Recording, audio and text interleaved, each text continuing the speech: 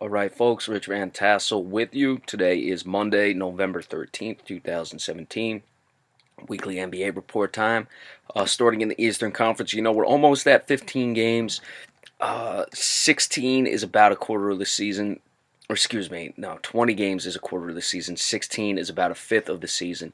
So we're coming right in there, and we're, seeing things start to develop and all that stuff.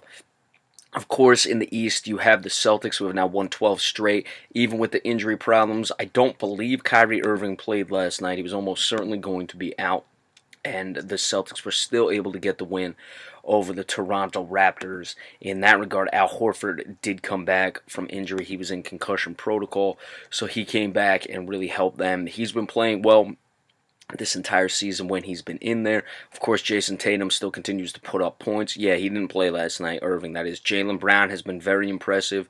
Shot over 50% again last night. Really, the only question with him was his shooting. You're not going to really miss Gordon Hayward that much when Jaylen Brown is playing the way he is. Just shy of 7 rebounds. He's really come along. Shot 53% last night, of course, over 50%.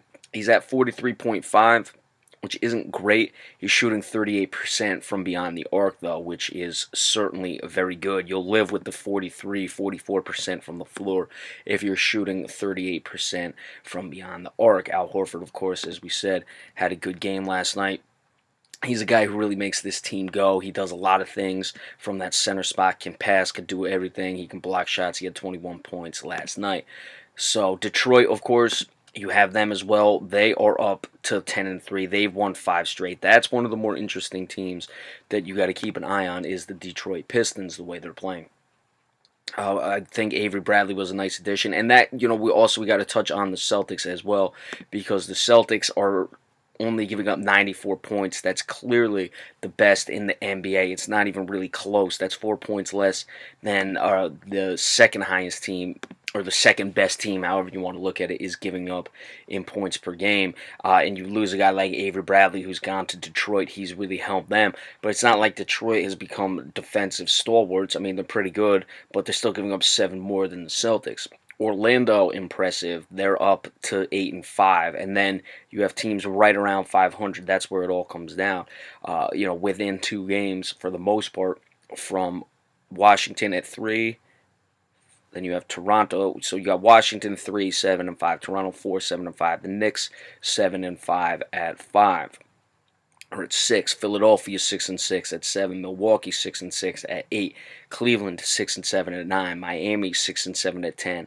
Indiana 6-8 at 11. Then Charlotte 5-7. So you look at all that mix between there. A lot of talk with the Cleveland Cavaliers. Still waiting for Isaiah Thomas to get back. The only thing I'd really worry about with the Cavaliers is their minus 3.2 in their differential. It's not very good at all. You look at a team like the Brooklyn Nets, who are 5-8, only 1 game less, but they're minus 3.9. And then those guys round out the bottom. So you got Brooklyn improving at 5-8, and then as we expected, Chicago and Atlanta really poor, 2-9 and 2-11 respectively. Minus 10.3 and minus 8.3. That's Chicago at 10.3, Atlanta at 8.3 in their differential. Then moving to the Western Conference, continuing to impress are the Houston Rockets. 11-3. They've won 6 straight. Golden State starting to find their stride. They've won 6 straight. They're 10-3. Golden State is always just hammering teams in the plus minus. They're up to 12 in their plus per minus this season. Houston at 8.2. That's impressive. Don't get me wrong. What did you have? You had the Celtics at about 8. So that's good. I don't want to act like it's not, but the 12 points, and they were so high last year, is just ridiculous. James Harden, once again, over 30 points. He's got over 10 assists. He continues to play that same style that he was playing last year under Mike D'Antoni. It's worked out for them again this year. I don't see any reason he won't be in the MVP discussion as we move forward. Of course, Chris Paul, his points per game have still been down at 4. He's up to 10 assists, so he's putting up a lot of those. He's just not playing as of right now. So that's one of the things that he's going to stay there for a while. You just look at the numbers, though, and see what exactly he was at. And then once he starts to get moving, then you will see how this team really begins to take off. Denver surprising at 8-5. San Antonio still doing what they do. They're at 8-5, plus 2.4, plus 3.4. Then again, you get the mix. Memphis 7-5 at 5. Minnesota 7-5 at 6. New Orleans Pelicans 7-6 at 7.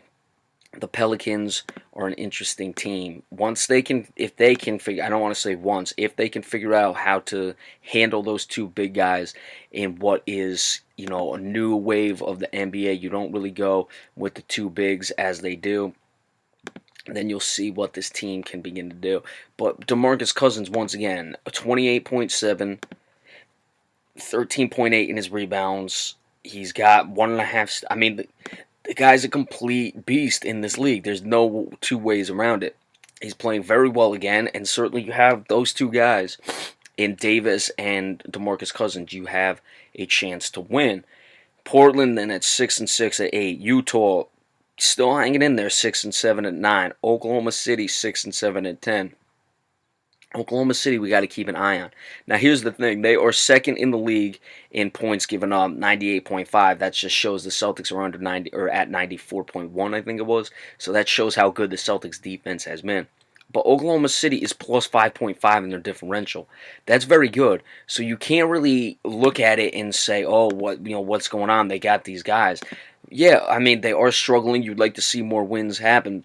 But it's a case where you have all these guys trying to incorporate things. They're still scoring points. You have Paul George over 22 points per game. Russell Westbrook continues to put up the assists. He's averaging over 20 points per game. And you're plus 5.5 in your differential. So it's a case where once they figure out, I'm sure they'll start to close some of these games. You just got to get the feel for everything moving forward. That's one of the things that has to happen for this team.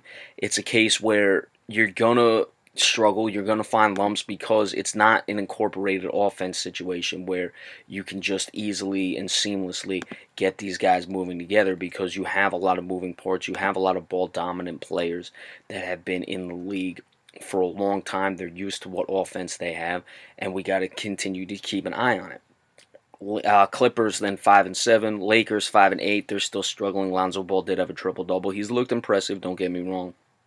And Phoenix 5-9, and then Sacramento and Dallas both tolerable 3-9 and 2-12. All right, so there's the weekly NBA report. Remember, we appreciate all subscriptions as well, and we will see you next time. Thank you all so much. Have a good one.